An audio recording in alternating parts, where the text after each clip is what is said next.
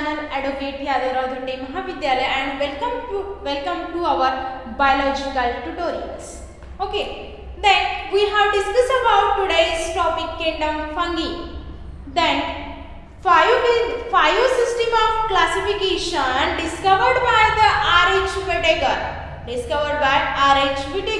इन्होंने 5 kingdom classification discover किया था. उसमें से हम लोगों ने देखा है किंगडम प्रोटिस्टा तक दिखा है. These are the last kingdom classification of kingdom fungi. Then kingdom fungi का हम आज बेसिक लेक्चर यानी कि इंट्रोडक्टरी पार्ट देखने वाले हैं. तो kingdom fungi, these are the heterotrophic in nature, these are the mode of nutrition, these are the sporophytic in nature, these are the saprophytic in parasitic in conditions, isn't it? तो ये point आज हम इसको basic पढ़ेंगे, इसका basic lectures है ये, ताकि इसमें जितने भी टाइप्स है किंगडम फंजाई में वो समझने के लिए हमें आसानी चाहिए. इसीलिए आज का ये बेसिक लेक्चर यानी कि इंट्रोडक्टरी पार्ट है, that is the kingdom fungi, isn't it? These are the heterotrophic. These some have depends upon the other organisms. Already talked about that the kingdom Protista. Then saprophytic in condition and parasitic. Saprophytic conditions, saprophytic in nature and parasitic. Then saprophytic in nature, which organisms that used to dead and decaying materials. Already talked about that the kingdom Protista included in kingdom fungi like Protista. Fungi like protista यानी कि kingdom protista में fungi like protista एक topic था, उसमें हम लोगों ने यहाँ पे देखा था सैप्रोफिटिक इन कंडीशंस. तो व्हाई सैप्रोफिटिक इन कंडीशंस, तो उसमें हम लोगों ने देखा था कि डेड एंड टेकिंग मटेरियल्स है उसके ऊपर ये ग्रो करेगा फंगस, उसके ऊपर ग्रो कर रहा है fungus. That is the parasitic यानी depends upon the other organisms. Then parasitic in no synthesize in the own foods and totally depends on the other organisms dead and decaying materials. These are the saprophytic. Okay, then हम आज देखते हैं one by one यानी कि kingdom fungi क्या है. तो these are the heterotrophics. These have the depends upon the depends upon the other organisms. Then great diversity in morphology, great diversity in morphology and habitat. Great diversity in morphology means the morphology, the different structure of morphology and different structures of shape and different structures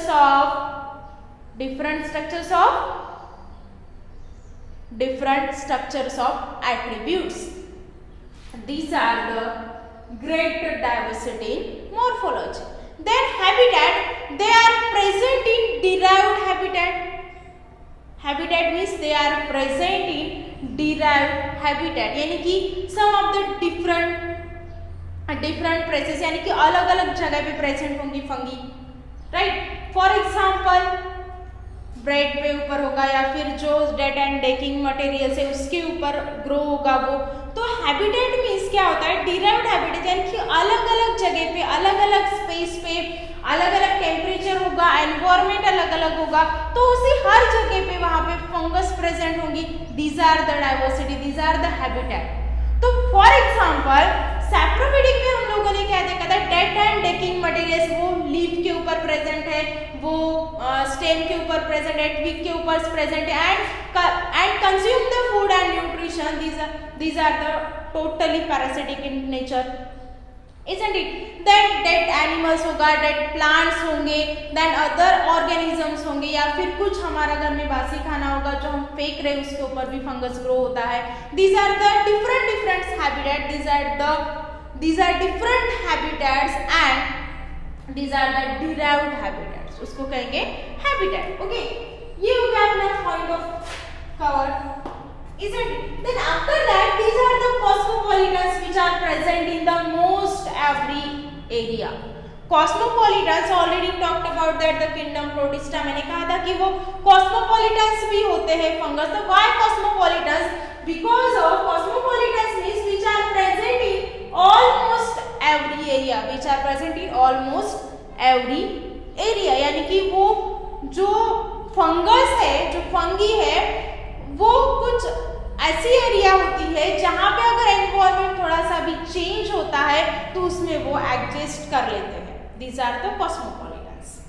यानी कि for example अभी rainy season होगा या फिर winter season होगा तो उसमें कम growth करती है उनकी, वो मोस्टली वार्म एंड टेम्परेचर में ग्रो करेंगे। तो most of the summer season में जो टेम्परेचर होता है बाहर, उस टेम्परेचर में वो ग्रो नहीं करेंगे, लेकिन अपने घर में जो टेम्परेचर होता है, अंदर वाला जो टेम्परेचर होता है, उसमें वो ज़्यादा से ज़्यादा फंगस ग्रो होती है। तो अगर उस टाइम पे सिचुएशन, एनवायरनमेंट अगर कुछ चेंज हो जाता है, मॉडिफाइड हो जाता है, तो उस कंडीशन में भी वो एडजस्ट कर लेते हैं। These are the cosmopolitans, isn't it? Then वो कहाँ पे, आफ्टर दैट वो कहाँ पे प्रेजेंट होते हैं, किस जगह पे होते हैं, कौन से चीज के ऊपर होते हैं, तो वो हम देखते हैं थोड़ा सा वन बाय वन। तो मोस्टली आपके जो घर में होंगे, जो सराउंडिंग में होते, वही एग्जांपल्स हम देखते हैं ताकि आपको अच्छे से क्लियर हो जाए डाउट। तो first is the bread modules, यानी कि हमने स्लाइम मोड्स देखा था, यहाँ पे ब्रेड मोड्स देखे थे। तो ब्रेड मोड्स यानी कि हम जो ब्रेड खाते हैं, इज इट? तो वो ब्रेड अगर टाइम ऑफ पीरियड अगर कुछ टाइम चला जाता है उसके ऊपर से, वो अगर खुला है, ओपन स्पेस पे है, तो उसके ऊपर फंगस ग्रो होंगी। थोड़ा सा ब्लैकिश कलर का आप लोगों को दिखता है, these are the fungus. Blackish colour का आप लोगों को उसके ऊपर आया हुआ दिखेगा टाइम ऑफ पीरियड, यानी कि कुछ टाइम के बाद, कुछ 1-2 दिन के बाद अगर आप उसको थोड़ा सा उसमें वाटर भी डाल के रखोगे तो उसके ऊपर वो फंगस ग्रो हो जाएगी, तो आपको वो फंगस देखने के लिए मिलेगा। Then after that the mushroom, after that mushroom is a very poisonous, जो आपके सराउंडिंग में फॉर एग्जांपल ऐसे छाता लाइक स्ट्रक्चर में प्रेजेंट है, आपके सराउंडिंग में कहीं भी थोड़ा सा वाटर होगा, वाटरी थोड़ी सी गीला होगा, तो वहां पे मशरूम आपको नजर आएगा, थोड़ा सा छाता लाइक स्ट्रक्चर में रहेगा वो दीज आर द मशरूम। वो भी एक फंगस ही है, लेकिन these are the very poisonous.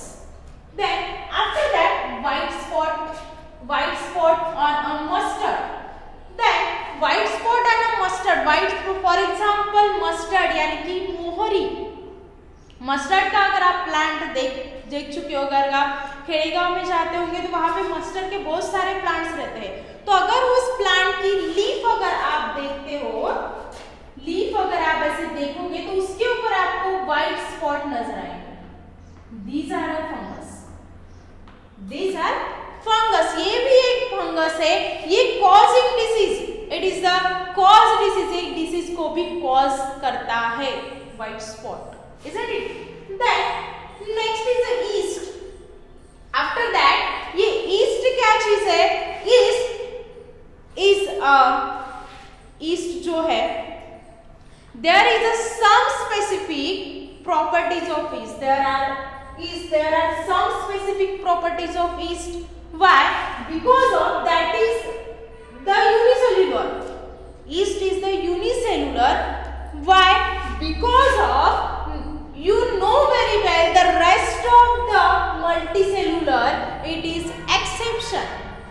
ये जो yeast है, ये is there is a some specific properties of yeast. ये मैं फिर से रिपीट कर रही हूँ क्योंकि that is the very important on your examination, isn't it? There is some specific properties of yeast that is unicellular, that is unicellular. ये unicellular क्यों है? Why? Because of the rest of fungi and multicellular, it is exception, multicellular and it is exception. These are the yeast. Okay, तो ये east का जो border है laboratory में जहाँ पे फर्मेंटेशन एंड बडिंग होता है, इसके लिए भी यूज होता है। आप ह्यूमन वेलफेयर जब हम चैप्टर्स पढ़ेंगे तो आपको इसका ये जो डाउट्स होगा किसके लिए यूज होता है ये आपको क्लियर हो जाएगा, इजंट इट? तो ये ईस्ट है। देन आफ्टर दैट एग्जांपल्स देख रहे हैं वन बाय वन। ये एग्जांपल्स फंगस के यानी कि फंजाई कौन कौन सी चीजों पे ग्रो होता है, कहाँ कहाँ प्रेजेंट होता है, उसका स्ट्रक्चर कैसे है, ये हम देख रहे हैं। तो नेक्स्ट एग्जांपल है puccinia present in wheat. Puccinia present in wheat. For example wheat जो हम गेहूं खाते हैं और जवार खाते हैं, उसकी जो लीफ होती है, उस प्लांट की जो लीफ है उसके ऊपर आपको कुछ इस तरह से लीफ रहती है उसकी, isn't it? कुछ ऐसे उसका लीफ का स्ट्रक्चर होता है।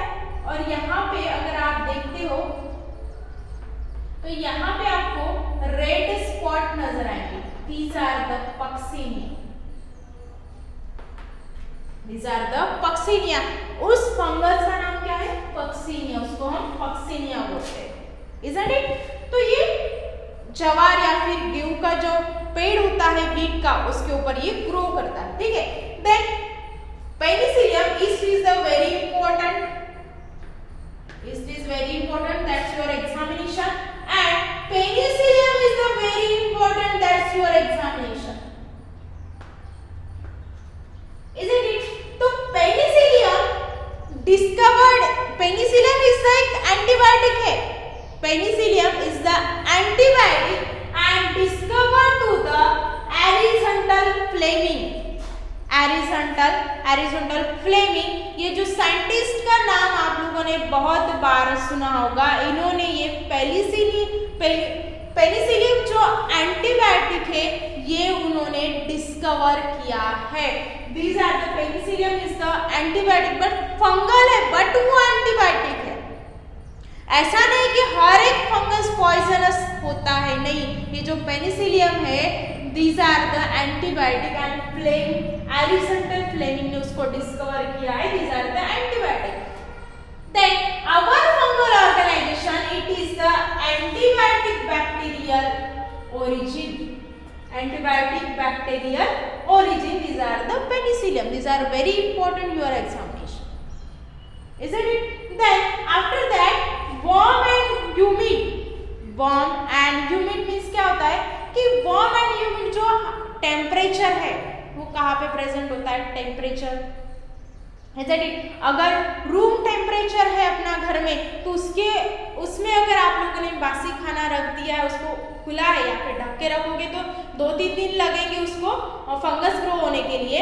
बट अगर उसको खुला रखोगे आप तो थोड़ा सा जल्दी ग्रो हो जाएगा।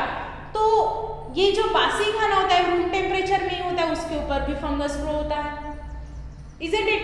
अगर आप कुछ सड़ा हुआ फ्रूट अगर बाहर भी फेंक देते हो तो उसके ऊपर वो टेम्परेचर ही है सनलाइट का, फिर भी उसके ऊपर फंगस ग्रो हो जाएगा, isn't it? कुछ भी सड़ा हुआ जो चीजें होती है उसके ऊपर फंगस ऑब्वियसली आता ही है, ओके।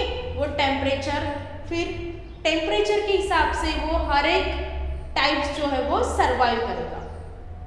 देन ये हो गया saprophytic and parasitics, already done this topic.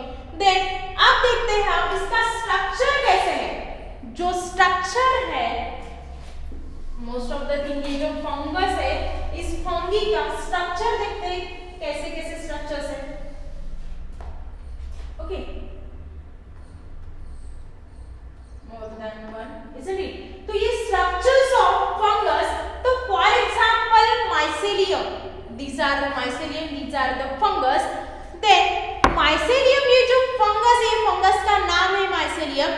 These are the thread-like structures are present in mycelium, which is called hyphae. Which is called hyphae. Then hyphae, then a network connecting between to the next hyphae, which is called mycelium.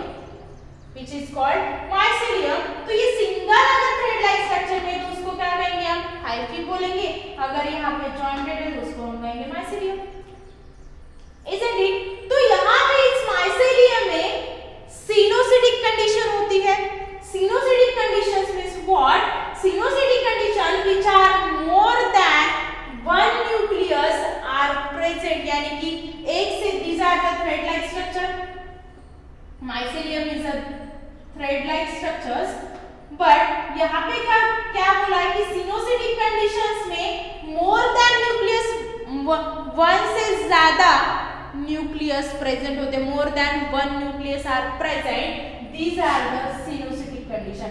अगर इस situation में अगर nucleus present है, इसमें more than nucleus present है, but इस hyphae में अगर इस कंडीशन में प्रेजेंट है nucleus, these are the coenocytic condition, these are synositic condition. In some cases are present, some cases में ये conditions होती है, but कुछ ऐसे some cases होते हैं उसमें synositic conditions नहीं होते, तो वो कैसे है? more than nucleus वहां पे भी present है, but these are the thread like structures in hyphae, these are the more than nucleus are present, but यहाँ पे कुछ इस तरह से अगर स्ट्रक्चर्स रहता है, these are the septa, which is called, इसको कहेंगे हम septa। तो यहाँ पे देखो न्यूक्लियस तो प्रेजेंट है, but each having one nucleus, यहाँ पे septa का रोल नहीं है, ऐसी कंडीशन इसको हम कहेंगे नो सिनोसिटिक कंडीशंस। ऐसे भी स्ट्रक्चर्स है और ऐसे भी स्ट्रक्चर्स है, हर एक इसमें बहुत सारे स्ट्रक्चर्स की बहुत सारे वेराइटीज के आपको फंगस देखने के लिए मिलेंगे। तो हम वन बाय, ये इंट्रोडक्टरी पार्ट है, तो इसके आगे जितने भी टॉपिक्स हम पढ़ते जाएंगे वन बाय वन, तो आपको ये डाउट्स क्लियर होते जाएगा। तो ये उसको कहेंगे हम septa, these are the no coenocytic condition, isn't it? तो ये हो गया अपना coenocytic conditions. Then after that यहाँ पे spore like formation, spore like fungus भी है। स्पोरोजोन्स में आप पढ़ चुके हैं spore like condition, fungi like protista में, यानी कि फ्रूटिंग बॉडी होती है, फ्रूटिंग बॉडी होती है, यहाँ पे स्पोर्स होते हैं, एयर करंट के थ्रू ये स्पोर जो डिस्पर्स होते हैं डाउन पोजीशन में, और नेक्स्ट फ्रूटिंग बॉडी ग्रो होती है, these are the spore like fungus, ये भी इस फंगस में आता है। देन आफ्टर दैट तो इसका रिप्रोडक्शन कैसे होता है? इसमें रिप्रोडक्शन यानी कि नेक्स्ट न्यू ऑर्गेनिजम्स ग्रो हो रहा है, यानी कि इसमें रिप्रोडक्शन होना ही है, या फिर वेजिटेटिव हो, सेक्सुअल हो या सेक्सुअल हो। देन यहाँ पे रिप्रोडक्शन में तीनों भी कंडीशंस होती है, सेक्सुअल भी होता है, वेजिटेटिव भी होता है, असेक्सुअल भी होता है, तीनों भी कंडीशंस रहेंगी, इजंट इट? तो वेजिटेटिव रिप्रोडक्शन में क्या होता है? For example fragmentation, fermentation. तो फर्मेंटेशन में क्या होता है?